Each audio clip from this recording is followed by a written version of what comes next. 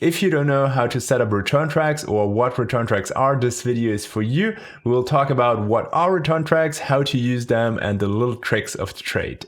Let's first address the question, what are return tracks and sends? Basically, whenever you have a track in your track here, like this one, then you have sends here on the side. So they are sending the signal. So whatever passes through here, starting from here, the audio or the MIDI, then going through all the effects. So let's say we would have an effects in here.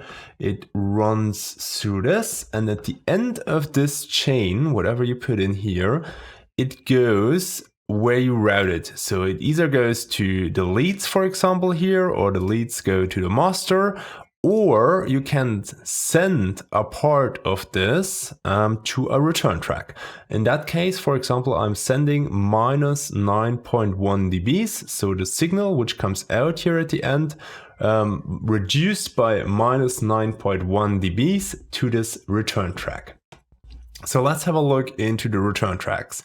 In that case, we're sending to the C return. So that's this one. I have a delay in here. It's a simple ping pong delay. If you put things into your return track, you usually want to have them 100% wet. Why?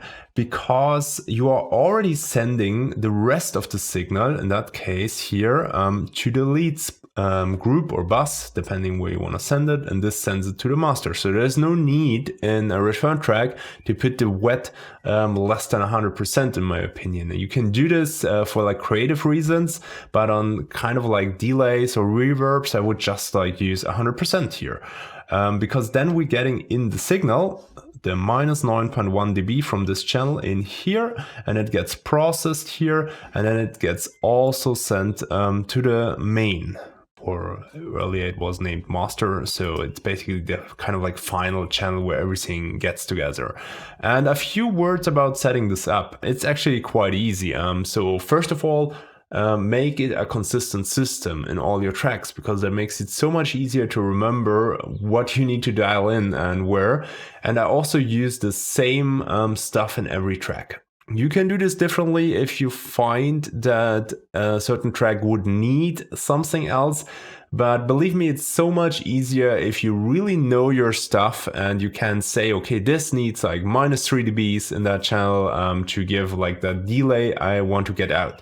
So if you do everything consistent, you do yourself a favor by making it like less complicated, and you know your stuff and know your material better. And the next thing I want to do in here is I want to add like a low cut, and I cut very high here in my return tracks because I use a lot my return. So we're in psychedelic music, so we have like a lot of like delays and reverbs.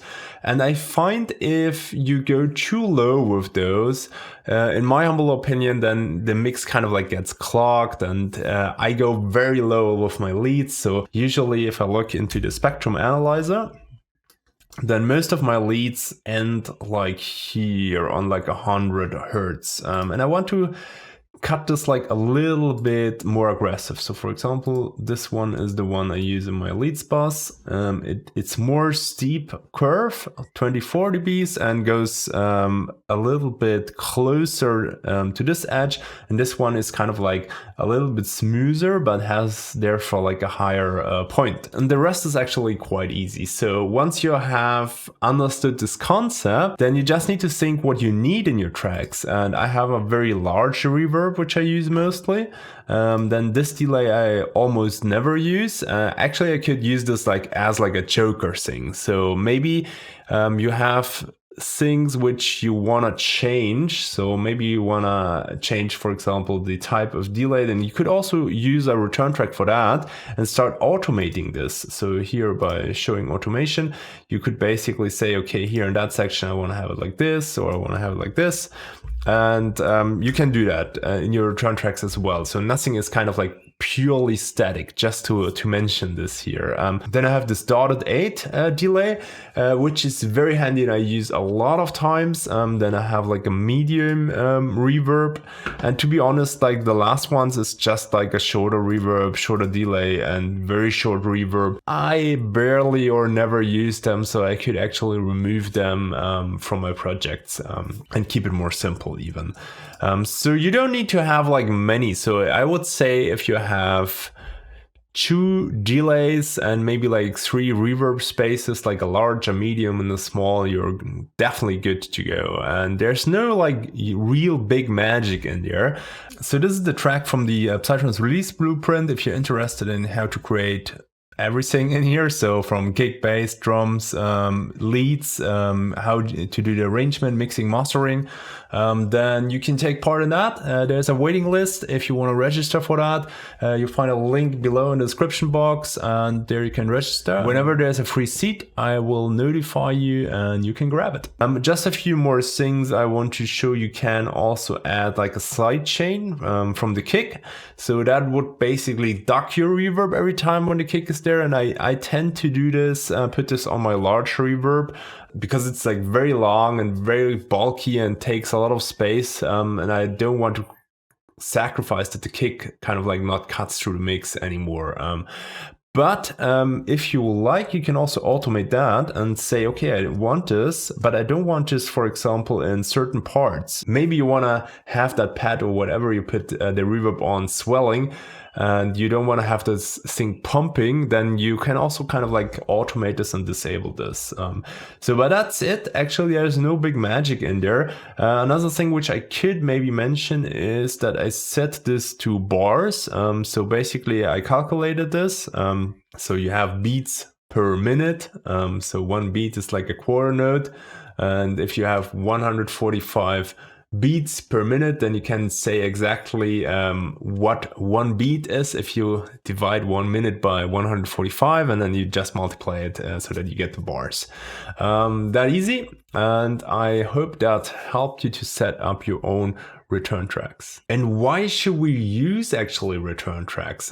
Because it makes a kind of like consistent feeling of a room. Let's say you would use a different reverb on every one of those tracks here. That could sound like unnatural, because imagine if you're having like an orchestra in a room, it's the same room still. Maybe they are having a bit different positioning or something, but the overall feeling of that room should be more or less consistent for those elements. Anyway, because we are in electronic music, so we have a bit more options, but I think if you slap like a different reverb on each track, that's a failure in my opinion. Sometimes if you have a special lead, I do place an individual reverb, and also I use presets sometimes which have reverb, and you can also combine them. So you can also have a reverb in the track or in the synthesizer and combine it with a reverb from your standard return, and the same for the delays. So this is basically just something which gets your mix kind of like cleaner, more consistent, and makes kind of a feeling of one room. And another cool thing which you can do with this is you can also let multiple elements run at the same time into your return tracks. So for example, I did this here. So let's have a quick listen.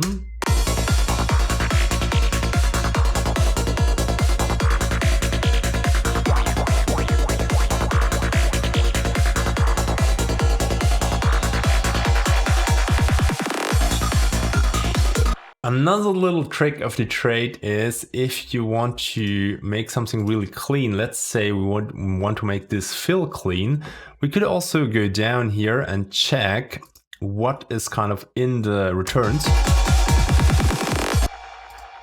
So let's say this one, and we can just automate it and remove it then here, which can sometimes give you a really nice feeling. So let's check this out. Maybe we want to avoid that this is not sounding here, so we can move them a little bit.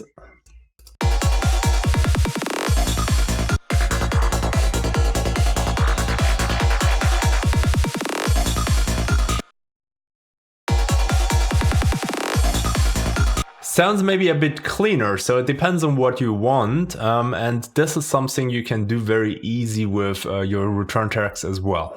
If you want to learn more about mixing, you can watch this video next.